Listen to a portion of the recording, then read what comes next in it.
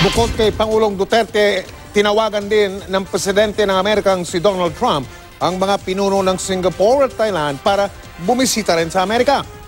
May kontrobersya po ngayon doon sa Amerika dahil sa pagkumbida ni Trump kay Duterte.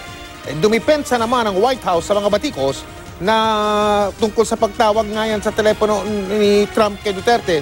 Isinagsantabi daw ng Amerika ang umano'y human rights na mga paglabag o violations ng ating Pangulo.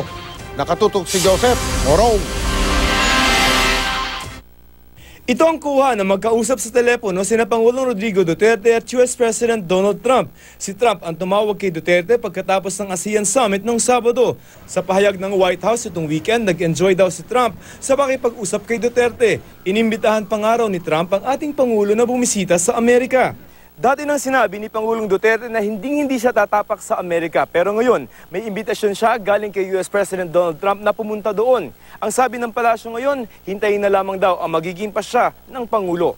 Wala pa rin namang formal na imbitasyon ng Amerika na batay sa protocol ay gagawin sa pamamagitan ng isang sulat. Pero sabi ng palasyo, gustong ipakita ng Pangulo na na-appreciate niya ang ginawa ni Trump, pero maghintay na lamang daw kung oo ang Pangulo. I cannot make any definite promise. I'm supposed to go to Russia, I'm also supposed to go to Israel. Sabi ng Department of Foreign Affairs, gusto raw yata ng Amerika na kumonsulta tungkol sa gagawin sa North Korea. Wala pang petsa na pag-uusapan, pero kung sakali baka raw sa mga susunod na buwan na ang White House visit ng Pangulo dahil urgent ang issue.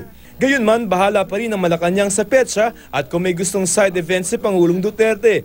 Ipinagtatanggol naman ngayon ng White House ang pagtawag ni Trump sa harap ng hindi magandang record ni Duterte sa human rights. Ayon sa White House Chief of Staff, hindi ito pagpaparangal kay Pangulong Duterte. Kailangan daw ng Amerika ng kooperasyon ng mga kaalyado nilang bansa dahil sa seryosong sitwasyon bunsod ng mga nuclear test ng North Korea. Kung may mangyari man daw na hindi inaasahan sa North Korea, mas mabilis daw makabuo ng plano kasama ang mga bansang malapit sa lugar. Bukod sa Pilipinas, tinawagan din ni Trump ang Thailand at Singapore. Naniniwala ang Pangulo, China ang magiging susi para makapag-usap ang North Korea at Amerika. Our greatest chance there of getting some dialogue with America and North Korea would be through the intercession of China.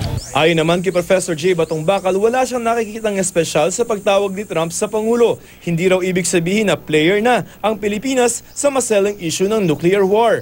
I don't think it's that special. I think it's more of the fact that the Philippines has been a long-time ally and is currently chair of ASEAN.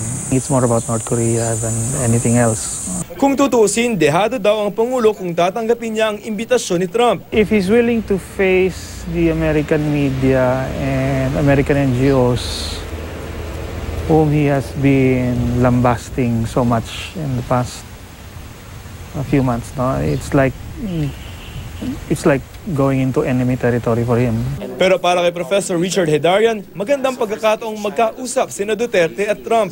It seems same page yung Amerika at saka ASEAN on the NOCAR issue. Yes. No? So, hindi lang NOCAR, as I said, yung terorismo, yung North Korea issue, and of course, kailangan din natin kausapin yung Amerika kasi yung polisiya ni Trump ukol sa imigrasyon at saka trade, baka maapektuhan din tayo dyan eh. Joseph Morong, Nakatutok, 24 Oras.